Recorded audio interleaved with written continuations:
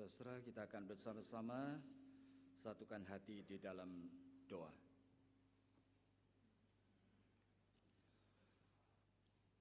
Tuhan, pada saat kami meneduhkan akan hati kami, sebagai orang yang percaya, kami mencoba merasakan kehadiran Kristus bersama dengan kami di dalam rumah Tuhan yang kudus ini. Di tengah ibadat yang sedang kami laksanakan ini.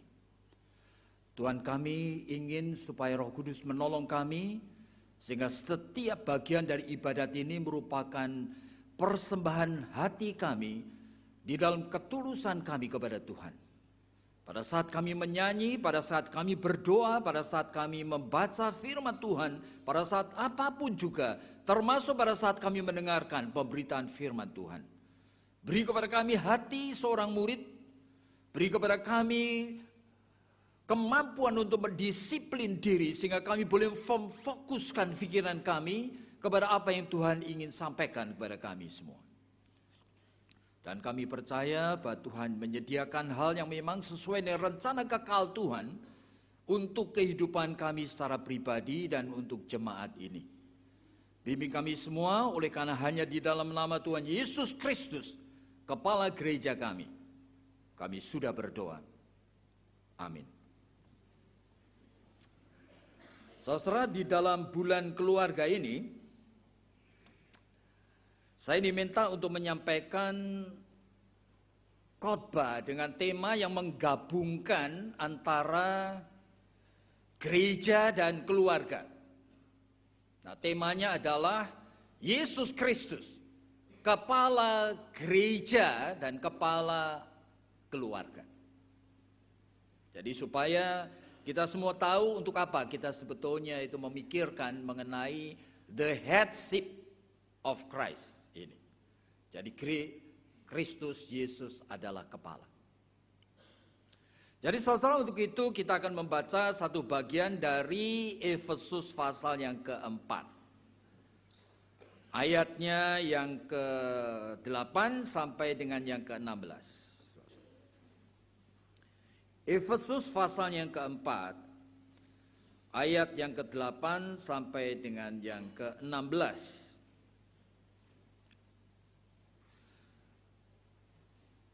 Jadi ini adalah surat Rasul Paulus kepada jemaat di Efesus, jemaat yang sangat baik sekali. Tetapi Paulus juga mengatakan seperti ini. Itulah sebabnya, kata Nas, tatkala ia naik ke tempat tinggi, ia membawa tawanan-tawanan dan ia memberikan pemberian-pemberian kepada manusia. Bukankah ia telah naik berarti bahwa ia juga telah turun ke bagian bumi yang paling bawah? Ia yang telah turun, ia juga yang telah naik jauh lebih tinggi daripada semua langit untuk memenuhkan segala sesuatu. Dan dialah yang memberikan baik rasul-rasul maupun nabi-nabi, baik pemberita Injil maupun gembala-gembala dan pengajar-pengajar, untuk memperlengkapi orang-orang kudus bagi pekerjaan pelayanan, bagi pembangunan tubuh Kristus. Sampai kita semua telah mencapai kesatuan iman dan pengetahuan yang benar tentang anak Allah, kedewasaan penuh dan tingkat pertumbuhan yang sesuai dengan kepenuhan Kristus. Sehingga kita bukan lagi anak-anak yang diombang-ambing oleh rupa-rupa angin pengajaran, oleh permainan palsu manusia dalam kelicikan mereka yang menyesatkan. Tetapi dengan teguh berpegang kepada kebenaran di dalam kasih, kita bertumbuh di dalam segala hal ke arah Dia, Kristus yang adalah kepala. Daripadanya lah seluruh tubuh yang rapi, tersusun, dan diikat menjadi satu oleh pelayanan semua bagiannya sesuai dengan kadar pekerjaan tiap-tiap anggota. Menerima pertumbuhannya, membangun dirinya dalam kasih. Saudara, surat Paulus ini tidak mudah untuk difikirkan ya. Oleh karena bahasanya dan sebagainya, sehingga Rasul Petrus pun mengingatkan, kalau membaca tulisan Paulus, kita mesti sangat hati-hati, kata Petrus. Oleh karena kalau tidak, kita akan menjadi sesat. Jadi saudara, Paulus berbicara mengenai tubuh Kristus, anugerah-anugerah ini beberapa kali saudara di dalam Roma pasal 12, juga di dalam 1 Korintus pasal 12 dan sebagainya. Paulus berbicara hal yang mirip-mirip seperti ini. Nah, mari kita sekarang pikirkan mengenai tema yang diberikan kepada kita untuk pikirkan. Tuhan Yesus Kristus, kepala gereja dan kepala keluarga. Apa itu maksudnya ya? Saudara, iman Kristen ini sebenarnya bukan agama, saudara. Kalau kita mau betul-betul pikirkan dengan hati-hati ya. Christian faith is not a religion. Jadi iman Kristen ini sebenarnya bukan agama. Kalau agama itu upaya manusia untuk melakukan sesuatu yang mereka yakin benar, ya, supaya mereka bisa diselamatkan. Jadi kalau namanya itu agama, itu upaya manusia itu. Susah payah. Bagaimana itu? Supaya mereka itu bisa diselamatkan. Sama seperti yang ditanyakan oleh pemuda yang kaya itu di dalam Matius pasal yang ke-19, 19 itu ya. Tetapi iman Kristen sebenarnya bukan yang agama. Iman Kristen itu anugerah. Untuk mempercayai apa yang Allah dalam Kristus Yesus sudah lakukan. Nah, saya ulangi ya. Jadi iman Kristen ini bukan agama, tapi iman Kristen anugerah. Untuk ngapain diberi anugerah? Supaya kita sebagai manusia bisa mempercayai apa yang Allah sudah kerjakan di dalam dan melalui Yesus Kristus untuk kita. Nah, saudara baru merayakan masa-masa kesengsaraan Kristus dan kemudian Paskah, bukan? Nah, saudara berkenalan dengan Allah yang penuh dengan keadilan, Allah yang juga penuh dengan kasih. Allah yang adil itu adalah Allah yang selalu memberikan sebetulnya sikap sesuai dengan tuntutan yang Dia itu berikan. Jadi oleh karena Allah adil, manusia berdosa, ya manusialah yang harus dibinasakan. Tetapi pada saat yang sama Dia adalah Allah yang penuh dengan belas kasihan. Dan Dia tahu manusia tidak mampu untuk memikulkan akibat dari dosa ini. Sehingga Allah yang satu itu, Dia memberikan dirinya. Jadi saudara, meskipun ada istilah anak, saudara jangan confuse. Allah itu tidak punya anak. Ini hanya istilah. Allah itu esa adanya. Tetapi Allah yang esa itu mempunyai firman. Sehingga istilah the firstborn out of God, yang pertama keluar dari diri Allah, yaitu firman. Dengan firman itu Dia menciptakan langit, bumi dengan segala isinya, termasuk manusia, saudara dan saya. Dan oleh karena Allah mengasihi manusia, firman itu menjadi daging. Menjadi manusia yang harus memikul semua dosa umat manusia. Dia adalah domba Paskah yang tersembelih, menjadi substitutionary untuk kita semua. Artinya Dia mengambil posisi kita. Dia menerima hukuman daripada keadilan Allah sendiri. Maka dikatakan Dia itu sengsara sampai mati. Maka disebutkan Dia itu memenuhi tuntutan dari keadilan Allah, sehingga Allah itu mengangkat Dia dari kematian. Makanya itu istilahnya bukan Yesus bangkit sendiri. Maka Allah membangkitkan Dia. Itu artinya Allah menerimakan semua tuntutan keadilannya. Yang sekarang itu Yesus Kristus mewakili manusia sudah bisa memenuhinya. Maka di dalam Filipi dikatakan, maka Allah memberikan kepadanya nama di atas semua nama. Nah, di dalam nama Yesus inilah semua lutut akan bertelut. Dan Dia akan menjadi kepala dari segala sesuatu. Nah, inilah. Jadi kalau kita mau pikirkan dengan sungguh-sungguh istilah Yesus kepala, ya kan, bagi gereja dan bagi keluarga. Nah, saudara harus memahami ini dengan baik.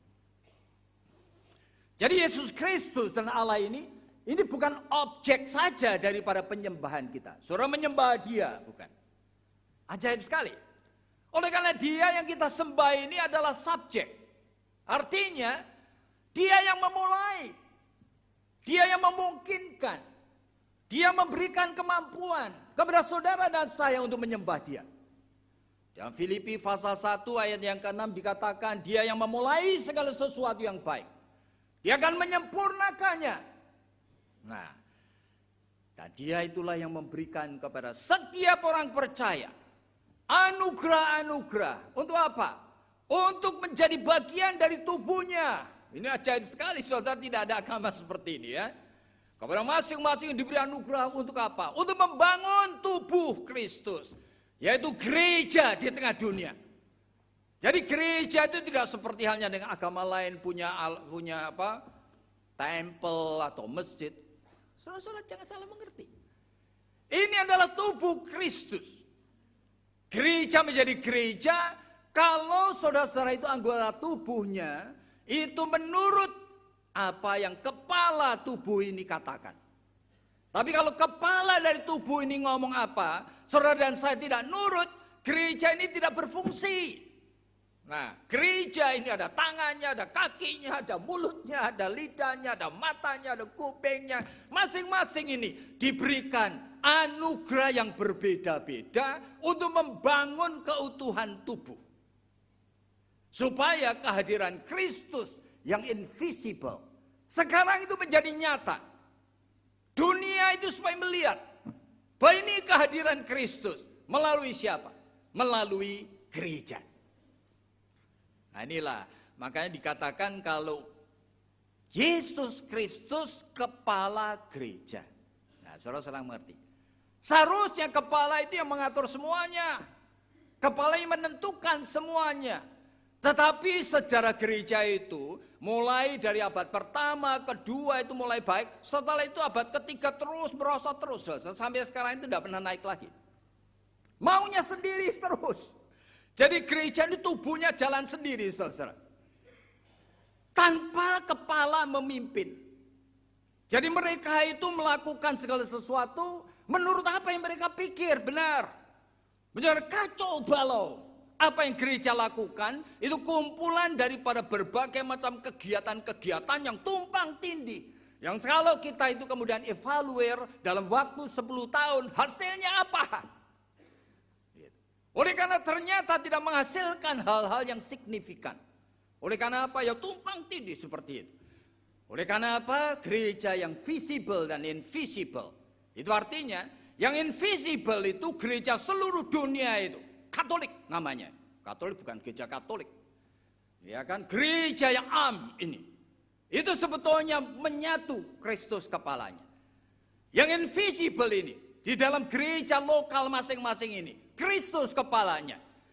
Tetapi yang invisible ini saudara mesti perhatikan. Kepada masing-masing gereja. Tuhan memberikan talenta beda-beda. Tidak semuanya sama. Tidak semuanya itu harus memiliki segala sesuatu. Tidak semuanya harus meresponi panggilan Allah yang sama. Tetapi yang terjadi sekarang tumpang tindih. Oleh karena apa? Rasanya gereja lokal di sini pengen juga seperti yang lain. Punya ini, punya itu. Sehingga saudara-saudara kalau kita masuk ke dalam gereja ada puluhan kegiatan itu. Terus luar biasa itu. Seperti salad gitu ya. Yang kita putar-putar seperti itu. Dan kita tidak tahu kenapa bisa menjadi seperti ini. Kristus kepala. Seharusnya Kristus itu yang mengatur. Tetapi gereja berpikir bahwa mereka bisa melakukan sesuatu yang Kristus kehendaki. Oleh karena apa? Ya memang ada contohnya. Bahwa sebetulnya gereja perlu sekali ada pelayanan komisi wanita, ada selalu PA, perkunjungan, ya, ada persekutuan doa, ada paduan suara, ada komisi anak, ada komisi remaja, ada kegiatan ini, ada benda misi, ada PI ke sini ke sana. Ya memang betul, gitu ya. Tapi kita mesti waspada dengan sungguh-sungguh. Ini kemudian sudah menjadi satu sistem, satu budaya.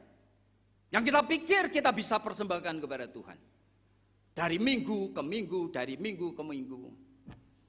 Saudara, saya membaca di dalam Alkitab itu berulang kali ya. Allah mengatakan, aku muak dengan ibadatmu. Aku tidak menyukai persembahanmu. Aku tidak menyukai kamu melakukan hari raya. Yesaya pasal 1 Samuel pasal 15. Kalau dulu papa saya itu sebelum meninggal dunia kira-kira 4 tahun dia stroke. Lalu tinggal dengan kakak perempuan saya, saudara. Nah, kakak perempuan saya juga seorang businesswoman gitu ya. Diberikan seorang suster merawat dia. Tapi setiap hari kakak perempuan saya datang, mijitin dia, nanya gitu, Pak pengen makan apa? Papa saya aku pengen makan sosis. Ya sudah, besok bikinin sosis. Ya, nah. Tapi kakak saya itu lupa. Hari berikutnya bikinin sosis lagi. Hari berikutnya bikinin sosis lagi, saudara. Hari ketiga itu ketika pembantu bawa sosis sama papa saya ditampel, sampai jatuh semua. Lalu Pak kakak saya itu ngomong sama saya, duh melayani papa ini kok sulit sekali ya. Maunya sosis, dikasih sosis, saya tanya berapa kali lu bikin sosis. Nah, saya cuma mengatakan dia itu kan manusia. Masih punya taste bud nih. Dia punya selera, punya pikiran, punya perasaan. Masa tiap hari dikasih sosis? Nah, sama seperti you bisa membayangkan. Dia adalah kepala, dia inginkan kita itu memberikan persembahan yang fresh, yang terbaik, lahir daripada hati, yang mengasihi dia. Tapi kita terus melakukan dari minggu ke minggu, bulan ke bulan, tahun ke tahun, terus ya begini terus. Sudah. Makanya saya bisa mengerti apa yang sebenarnya Tuhan katakan. Aku muak dengan hari rayamu. Aku tidak suka persembahanmu. Engkau memberikan sesuatu yang basi seolah-olah begitu. Membosankan, memuakkan. Engkau tidak hidup. Yang engkau kehendaki adalah hatimu. Makanya berulang kali kalau kita mau perhatikan itu, saya berulang kali mengutip dari Wahyu pasal 2 itu. Jemaat di Efesus itu jemaat yang excellent, saudara. Semuanya punya. Dia mengabarkan Injil dengan setia sampai dari 1 jemaat menjadi 7 jemaat. Dia juga belajar discipleship sehingga jemaat ditatar untuk kenal Alkitab karena kenal teologi ya, saudara. Iya. Dan kemudian jemaat ini adalah jemaat yang sangat giat sekali. Sehingga ngapain? Sehingga mereka itu berani menderita untuk nama Yesus. Bukan main kan? Meskipun demikian di dalam kitab itu Wahyu Yesus mengatakan apa? Tapi sayang sekali, engkau tidak mengasihi aku. Hatimu tidak padaku. Aku akan membuang engkau, akan menggeser engkau dari kaki dianmu. Oleh karena apa? Your heart, hatimu, bukan untuk aku. Jadi sebagai kepala dia yang ngatur semuanya. Tapi tubuh ini jalan sendiri, saudara. Waduh, jadi ini merupakan suatu skandal rohani yang menakutkan sekali. Tapi real sungguh, saudara. Nah, kalau betul dia adalah kepala, dia itu memberikan kepada kita sebetulnya itu sinyal-sinyal, ya kan? Kapan melakukan apa? Iya dong. Masa saudara-saudara waktunya makan saudara tidak mendengar sinyal dari kepala yang mengatakan bahwa perutmu sudah keroncongan ini. Semuanya mengaturkan otak, gitu. Semuanya sinyal itu mesti ditangkap. Sehingga di dalam Alkitab kalau kita memperhatikan, kadang-kadang kita akan merasa aneh sekali. Marta yang melayani dengan begitu baiknya kepada Tuhan pada saat dia datang. Dan Maria yang duduk bersimpuh di kakinya. Kenapa Tuhan itu mengatakan, Maria sudah memilih yang terbaik. Ini masalah sinyal, saudara. Masalah sinyal lahir dari hubungan pribadi. Kalau dia tidak punya hubungan pribadi, tidak pernah dia menangkap sinyal. Tidak pernah mengerti apa yang Tuhan mau saat itu, momen itu. Ini tidak berarti Tuhan lebih menyukai orang yang duduk mendengarkan daripada Marta yang sibuk. Tidak begitu. Tetapi Tuhan mau mengatakan, saya kepala. Saya memberikan sinyal, this is what I want. Ini aku mau sekarang. Kamu stop dulu. Kamu duduk dengarkan aku. Kamu tidak usah sibuk-sibuk apa-apa. Tidak usah melakukan yang lain. Nah, bagaimana kita bisa tahu? Kalau hubungan saudara-saudara dengan Tuhan dan di jemaat ini sebetulnya tidak dilatih bagaimana kita menangkap sinyal dari Tuhan, bagaimana kita tahu kalau Tuhan sedang mengendaki itu. Sulit sekali. Saya percaya dalam setiap jemaat, sebetulnya majelis gereja dan hamba Tuhan itu yang menentukan, oleh karena mereka itu yang seharusnya yang menangkap sinyal yang pertama. Sehingga mereka itu tidak takut. Meskipun sinode sedang mau menggerakkan ke arah utara, tetapi kalau Yesus mengatakan stop, stop. You harus berani mengatakan, oleh karena apa? Saya menangkap sinyal dari kepala. Dari Yesus kepala gereja. Yang menginginkan saya fokus. Saya harus fokus kepada jemaat ini misalnya. Saya harus melakukan itu. Oleh karena apa? Ini adalah hidup sebagai organisme yang hidup. Ini bukan suatu organisasi yang mati, yang hanya mau mencapai target-target tertentu. Yesus adalah kepala. Dan kita adalah tubuhnya.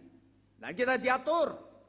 Tetapi menjadi kepala pun saudara kalau mau perhatikan, di dalam rapat majelis pun dulu pernah saya ada katakan, betapa sulitnya untuk mengalami Yesus sebagai kepala. Rapat majelis itu kan selalu juga ada doa, dan juga ada baca Alkitab. Tapi pada ujung-ujungnya begitu mulai rapat, yang ngomong siapa? Semua ngomong menurut apa? Pikirannya dewek-dewek. Pengalamanku, seleraku, menurut aku, keyakinanku. Inilah yang mulai orang itu berbicara sebenarnya bertukar pikiran sesuai dengan seleranya sendiri. Lalu mestinya bagaimana?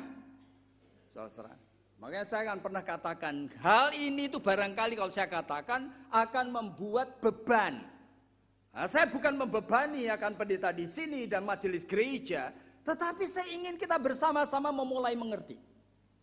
Misalnya saja, 2 minggu yang akan datang kita akan adakan rapat majelis. Ya, lalu ngapain? Agendanya apa? Misalnya agenda yang pertama apa? Yang kedua apa? Yang ketiga apa? Semua majelis sudah tahu. Misalnya agenda yang pertama, kita akan membangun, akan renovasi gereja, sebut aja. Oke. Lalu di sana sebenarnya oleh karena agenda itu renovasi gereja, nah pendeta yang itu dan majelis akan menentukan dong. Kamu nanti akan hadir rapat, kita akan membicarakan renovasi gereja. Coba baca ayat ini. Baca ayat ini. Baca ayat ini. Lalu jawab pertanyaan saya. Boleh tidak renovasi gereja dilakukan dengan meminta dukungan dari gereja lain? Kalau boleh ya, kalau tidak kenapa? Lalu boleh tidak kita meminta dana dari orang-orang Kristen dan non-Kristen? Kalau boleh ya, kalau tidak kenapa? Boleh tidak kita itu menggalang dana memakai suatu pasar? Jual lemper harganya 1 cepek jing. Boleh tidak? Kalau boleh ya, kalau tidak boleh. Jawab. Berarti orang yang akan ikut rapat itu harus mendengar, harus merenungkan firman Tuhan dulu, lalu mempersiapkan. Nah nanti pada saat rapat, ini bukan lagi omongan menurut pikirannya sendiri, tetapi bagian Alkitab yang sudah digumuli sepanjang kurang lebih 2 minggu, itulah yang mulai dibicarakan. Itulah artinya firman Yesus Kristus yang memimpin rapat. Dia kepala yang mengarahkan pikiranmu, bukan kemauan kita sendiri. Nah, tetapi saudara, ini kalau betul mau dilakukan, baik pendeta mau majelis, bebannya berat sekali. Oleh karena apa? Dia harus menguasai bagian-bagian Alkitab yang related kepada agenda tadi. Dan bisa bayangkan, dalam waktu 3 tahun saja, majelis gerejanya ikut rapat pola seperti ini, dia sudah lebih pintar daripada pendeta. Oleh karena apa? Dia nanti menguasai semua masalah. Masalah ada anggota yang mau bercerai. Masalah misalnya bagaimana kita membantu korban tsunami. Semuanya ada dasar firman Tuhan. Sampai dia ngerti sungguh. Kenapa orang Kristen begini? Kenapa orang Kristen begini? Oleh karena apa? Yesus Kristus kepala gereja. Dia yang mengatur. Nah, di dalam gereja selalu harus ada marturia. Harus ada diakonia. Harus ada koinonia. Nah 3 unsur ini memang dipakai oleh kepala untuk menjadikan gereja di tubuh yang hidup. Ada marturia. Nah, artinya ada pemberitaan firman.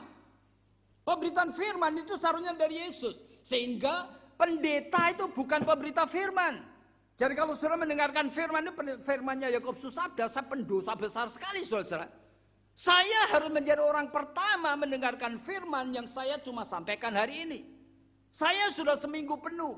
Saya harus bergumul dari pagi, siang, malam. Mencoba untuk membuka diri dan memberikan saya peka. Saya menjadi begitu terbuka dan telanjang di hadapan Tuhan.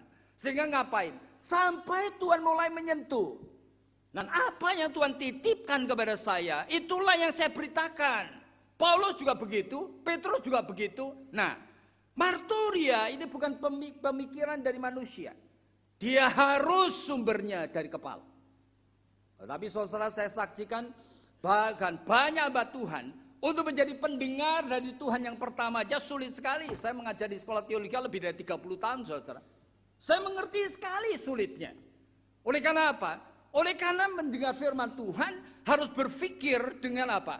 Dengan cara berpikir yang sebetulnya aneh sekali saudara.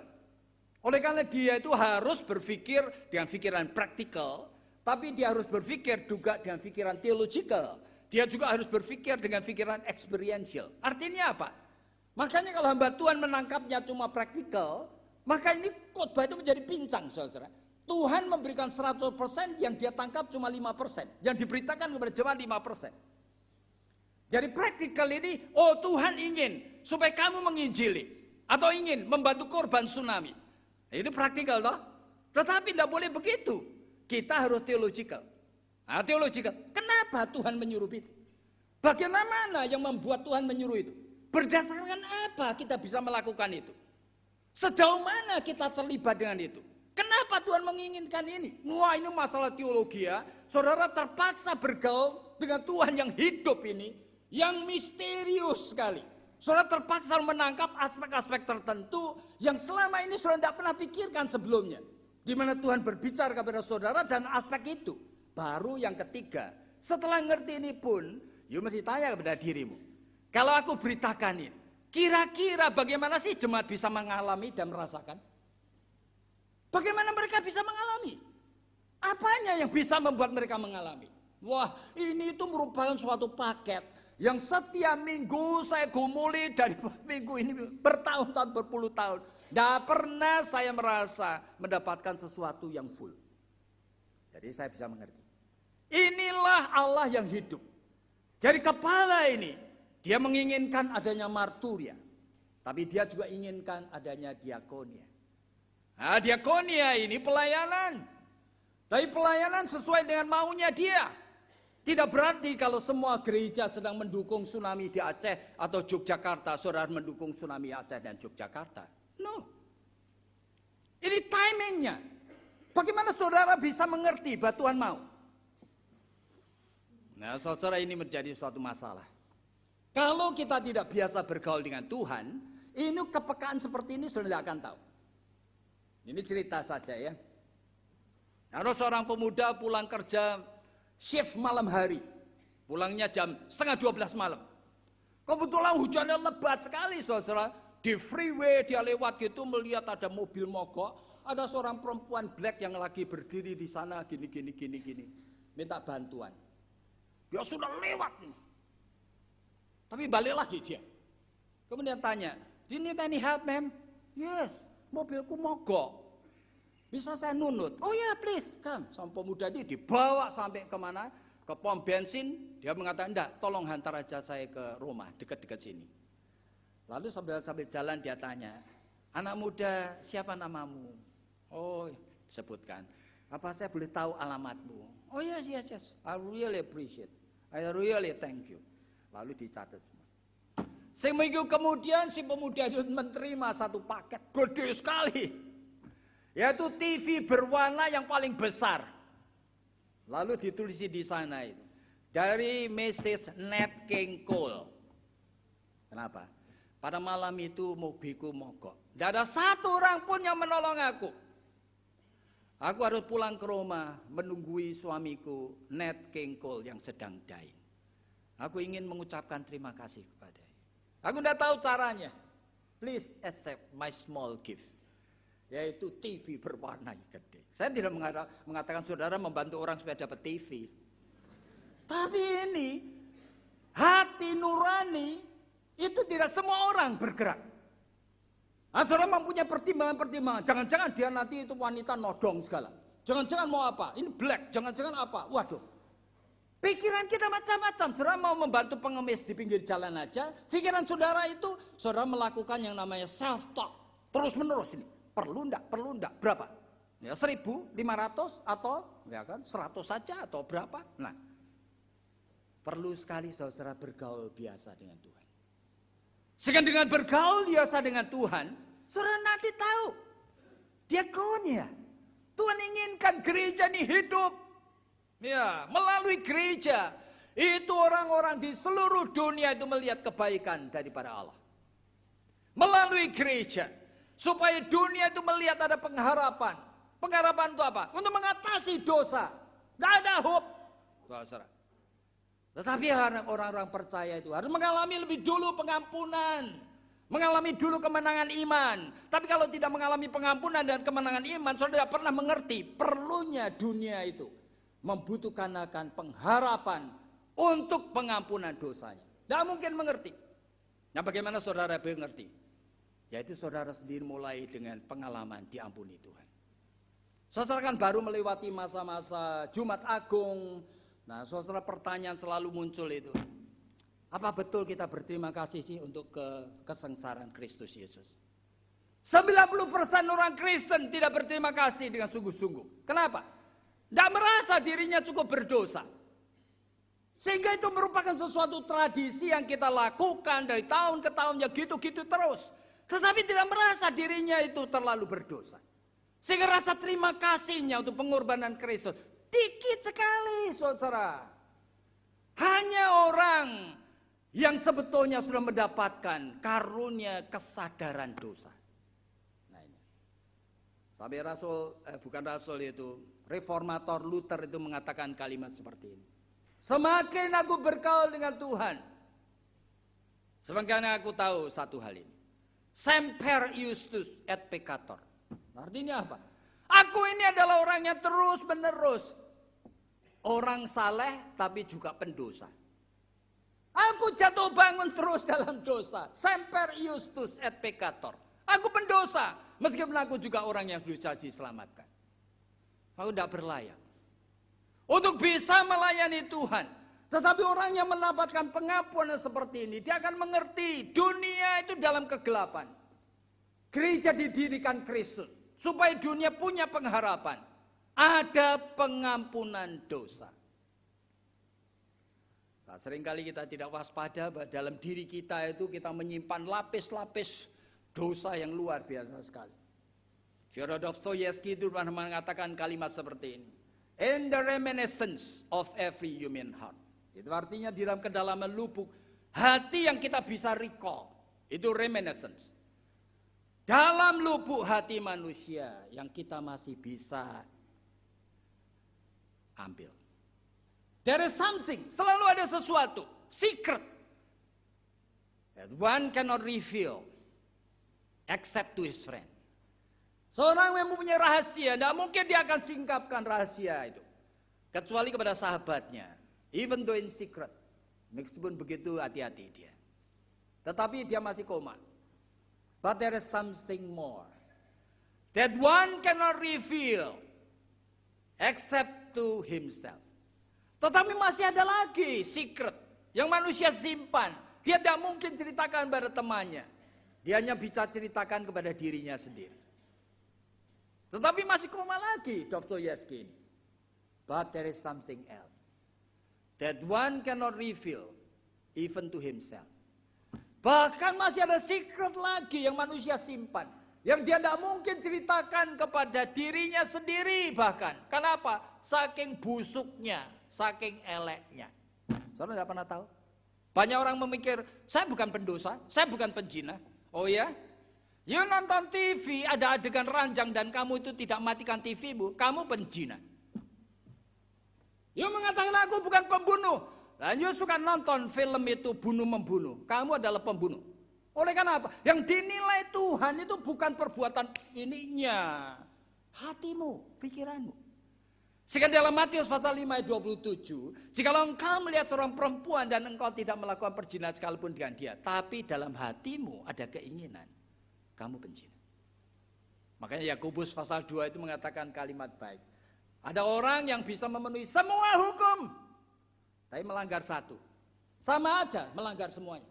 Nah, ini our God. Ini adalah brain, otak, kepala. Dia mengatur seperti ini, saudara. Nah, di dalam gereja itu perlu sekali bukan diakonia aja, tapi juga koinonia. Gereja yang hidup ini. Satu sakit, semua sakit dong. Iya, saya gebeler sesuatu, kena silet di tangan. Waduh, tangan saya yang lain pasti pegangin. Supaya apa? Supaya menolong, ya memampetkan akan darah. Nah, kan lalu pikiran saya cari plester, apa, ya begitu. Gereja itu koinonia.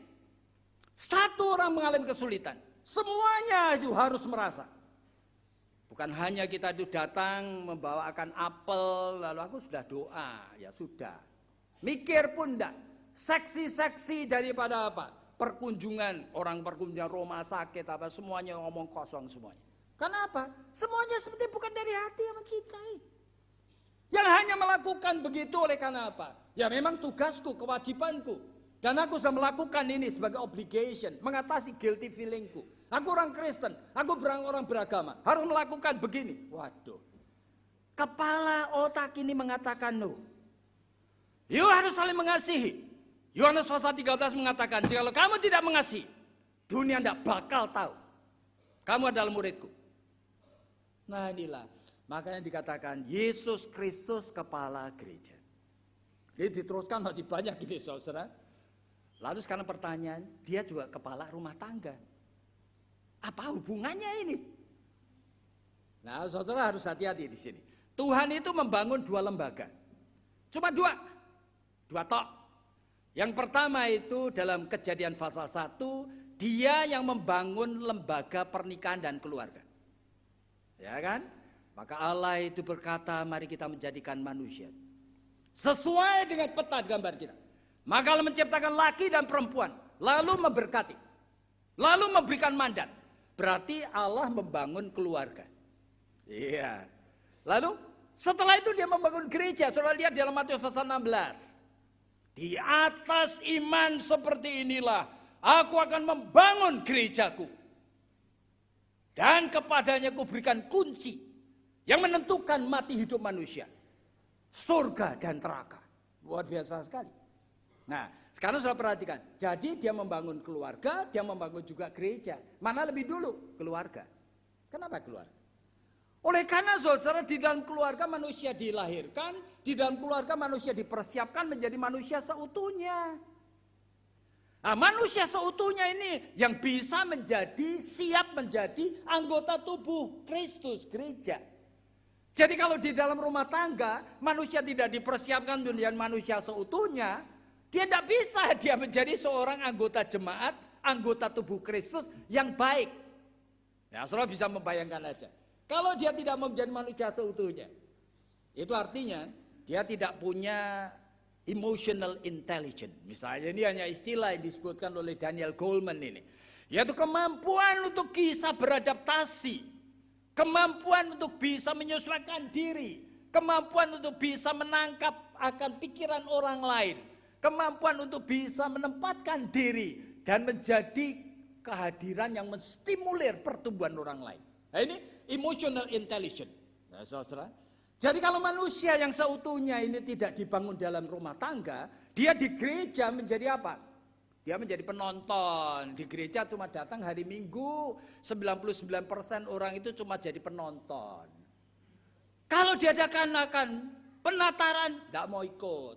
Diadakan persekutuan doa, tidak mau ikut. Diadakan pemahaman Alkitab, tidak mau ikut. Jadi penonton. Tubuh ini ya, kalau 50% aja yang bergerak, 50%. Ini kan pansui. Jadi tubuh yang sengklek. Ya toh? Ini 50%. Ini 90%. Saudara koma. Jadi tubuh Kristus ini koma, saudara. Cuma kedip-kedip mata tok. Bayangin, ini yang terjadi saudara. Oleh karena apa di dalam rumah tangga banyak sekali anak-anak dibesarkan tanpa dipersiapkan mempunyai kemampuan emosi yang cukup. Sehingga dia tidak peka. Saya sudah mau menjadi anggota gereja, tapi saya tidak peduli. Yang penting kan saya datang. Yang penting kan saya kasih perpuluhan. Ya, yang lain saya cuci tangan, saya tidak mau tahu. Gerejanya akhirnya menjadi tubuh Kristus yang lumpuh, saudara. Akhirnya ngapain? Yaitu gereja yang koma tubuhnya. Jadi kepala memberi sinyal apa? Dia tidak bisa gerak, saudara. Tergantung mana? Tergantung dalam rumah tangga. Di dalam rumah tangga ini, dia harus dipersiapkan menjadi manusia seutuhnya. Melalui kedua orang tuanya, dia akhirnya menemukan apa? Identitasnya, jati dirinya. Dia mengerti, gitu ya. Saya sebetulnya manusia seperti ini. Sehingga pada masa remaja, dia tidak lagi menjadi manusia yang disebutkan role confused. Role confused itu tidak ngerti. Role-nya apa? Ya, tujuan hidup apa? Ya kan? Tidak punya prinsip. Pokoknya hanyut aja. Kalau teman-temannya semuanya mengambil ekonomi, ya ikut ambil ekonomi. Padahal talentanya bukan ekonomi, gitu loh. Kalau semuanya teman-temannya itu pergi lagi ngapain, ya dia ikut. Semuanya punya BlackBerry, ya dia harus punya BlackBerry. Waduh, ini rule confused. Masuk di dalam gereja juga sama saja. Begitu banyak orang yang tidak punya identitasnya, akhirnya apa? Mau pelayanan, ya pokoknya apa yang ditawarkan aja. Ya sudah, sehingga banyak orang potensial sekali. Di sini hanya tukang ngitung duit. Sebetulnya menghitung duit itu juga tidak salah toh. Tapi majelis yang cuma tegasnya cuma datang ikut ngitung duit, itu sebetulnya saudara role confused. Kenapa? Panggil babu aja ngitung duit bisa, saudara. Nggak usah seorang insinyur, apalagi master yang sudah dididik Tuhan, tapi tidak memakai role-nya ini loh. Saya tidak mengerti. Saya bisa menyumbangkan apa untuk membangun tubuh Kristus ini? Saya tidak mengerti. Ya cuma begitu, ikut sana, ikut sini. Ayo gereja ini, lagi buka cabang di sana. Kamu kasih berapa? Ya gitu toh, sudah. Semuanya role confused. Dari mana? Dari keluarga.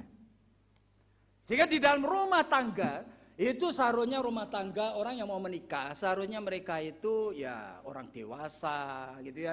Orang yang memenuhi akal 5 hukum itu loh. Saya pernah katakan 2 tahun yang lalu itu.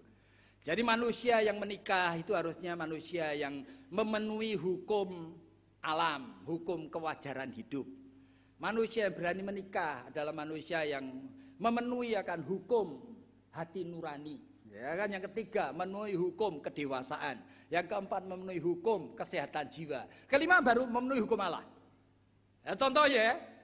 Jadi orang yang berani menikah nanti mau jadi orang tua, bisa mendidik membesarkan anaknya. Dia harus memenuhi hukum pertama, hukum alam, hukum kewajaran hidup. Apa itu? Wah, ratusan orang sudah menikah, sudah punya istri, punya anak. Dia masih kirim SMS kepada bekas pacarnya. Pasti orang bermasalah ini. Yuk tanya orang yang jual di warteg aja di pinggir jalan tahu. Empok, kalau suamimu kirim SMS sama bekas pacare, kamu seneng enggak? Wah, ngambil tak bacok nanti. Kenapa? Dia tahu ini hukum alam, saudara. Tapi banyak orang Kristen tidak ngerti, sudah berani menikah, berani orang tua yang masih kayak gitu. Banyak seorang istri yang berani menikah, berani punya anak. Semua 4 anak, 4 babysitter, dia cuci tangan, dia kerja. Memang tidak apa-apa kerja, saudara. Tetapi dia tidak mau sebetulnya melakukan sesuai dengan jiwa seorang ibu. Mendekap, main, memeluk, mengadakan waktu, merawat, mendidik. Ya pasti bermasalah. Iya, jadi saudara perhatikan, ini hukum alam. Ada orang sudah berani menikah, waduh, 4 tahun setelah di PHK, sampai hari ini masih nganggur. Dan dia santai-santai, kerjanya cuma apa? Bantu istrinya yang rantangan, dia bangun tidur jam 9, masih pakai piyama, ngerokok, lalu ngapain? Ya gitu toh. Habis itu main catur sama tetangga. Ini orang bermasalah, saudara. Meskipun hidupnya cukup dan istri dan anaknya mungkin sudah terbiasa sehingga tidak keberatan, tapi he has problem, serious problem. Tidak mungkin jadi ayah. Nah, saudara bisa membayangkan toh? Jadi Nah, orang mau menikah nanti bisa melatih anaknya supaya nanti bisa menjadi orang yang manusia utuh, ya dia harus begitu. Yang kedua, ya kan? Dia harus sesuai dengan hukum hati nurani. Ya, hati nurani bagaimana? Hati nurani apa? Yang sim itu apa? Nah, saudara misalnya saja diberi anugerah cukup, berkelimpahan. Sehingga saudara itu gajinya double income. Sehingga saudara punya simpanan di bank cukup banyak. Mobilnya bagus, rumahnya bagus. Oke, saudara orang kaya. Adik dari istrimu punya anak 3. Yang paling besar lulus SMA, mau masuk ke universitas, bayang uang pangkal aja enggak bisa. Saudara diam aja. Saudara pasti enggak punya liang SIM. Iya, meskipun saudara kasih di gereja 1M, 2M. Ini melihat adik istrimu nyekolahin anak enggak bisa bayar uang saku, uang pangkal. Saudara tutup mata, tutup telinga. Hati nuranimu tidak hidup. Nah, saudara enggak hidup hati nurani, enggak mungkin jadi papa mama yang baik. Saudara pasti. Iya. Saudara mau piknik ini ya, saya katakan yang lalu. Wah, sudah mau tur Asia. Semua koper sudah ditoto di sana dengan 3 anak sudah mau berangkat 2 jam lagi. Tahu-tahu mamimu kepleset dari mana? Loteng, jebret, dua-dua kakinya pedot, patah. Bayangin, kakinya patah dan saudara masih pergi piknik. Liang SIM-mu tidak hidup. Nah, saudara ini. Wah, saudara kan jangan mengatakan, ya iman-iman dong. Ini bagaimana ini tiket 5 ini untuk tur, ya kan? Saudara punya hati nurani apa? Saya sudah berkali-kali ini punya klien itu. Ada satu klien, istri mau melahirkan anak yang pertama sampai 8 jam belum keluar, saudara. Suaminya di Surabaya ditelepon tetap tidak mau datang. Dan dia ngomongnya apa? Saya datang pun juga ngapain gitu. Loh. Ya itu, liang SIM-mu yang tidak hidup. Nah inilah, istri sekarat itu mau melahirkan anak yang pertama.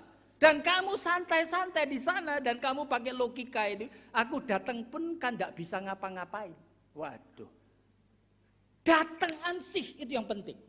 Nah, menungguin istri sampai kucurkan air mata. Pegangin tangannya meskipun kamu bukan dokter. Iya toh? Itu sudah punya nilai yang luar biasa. Ini nilai hati nurani. Mau menjadi ayah dan ibu, saudara. Ini sebetulnya kalau diteruskan banyak, ya kan? Tapi saya melihat waktunya dan masih ada perjamuan kudus. Nah, sehingga tadi Pak Hari sudah ngedepin berkali-kali ya, saya sudah nurut saja. Jadi intinya adalah bagaimana kita mengerti Kristus kepala gereja. Saudara tak mengerti? Kristus yang mengatur gereja. Tapi gereja ini tubuhnya sudah diberi anugerah tidak berfungsi. Dari mana? Kristus juga kepala rumah tangga. Dia yang harus menolong dan saudara harus mau ditolong. Menjadi ayah dan ibu, mempersiapkan anak-anak menjadi manusia seutuhnya yang punya identitas, punya emotional intelligence, punya visi dalam hidup, punya rasa tanggung jawab, punya nilai kepentingan dari kerja. Mau keluar keringat, mau berkorban. Nah, manusia yang seutuhnya. Ini kalau sudah dilatih dalam rumah tangga, dia menjadi anggota gereja akan begini. Dia nanti akan terus bertanya, gereja ini mau dibawa kemana ini? Tuhan, apa yang akan saya perbuat? Bagaimana saya menolong supaya gerejaku ini hidup? Dia akan gelisah. Dan dia akan memberikan dirinya, memberikan waktunya, mengorbankan tenaganya dan uangnya, pikirannya. Dia ready untuk bersama-sama membangun gereja ini. Nah, kiranya Tuhan diberkati melalui apa yang kita dengar pagi hari ini. Mari kita tunduk kepala dan kita mohon pimpinan Tuhan juga mempersiapkan hati sebagai orang-orang yang dikasihi Tuhan untuk duduk dan makan minum di meja Tuhan. Bapa surgawi, Engkau adalah Allah yang hidup. Allah yang ajaib, yang kami tidak fahami dengan akal budi kami. Tetapi dengan belas kasihan-Mu Engkau mengangkat kami menjadi anak-anak-Mu. Engkau mengaruniai kepada kami berbagai macam kelebihan talenta untuk membangun tubuh-Mu yang hadir di muka bumi ini. Tuhan tolong supaya kami mengerti, sehingga kami hidup dalam kebenaran. Berkati supaya kami boleh meresponi anugerah yang di dalam simbol iman yang sangat istimewa pada pagi hari ini. yaitu duduk makan dan minum di meja Tuhan. Memperingati akan kematian, kesengsaraan, dan juga kemenangan Kristus Yesus. Dalam namanya yang kudus itulah kami sudah berdoa. Amin.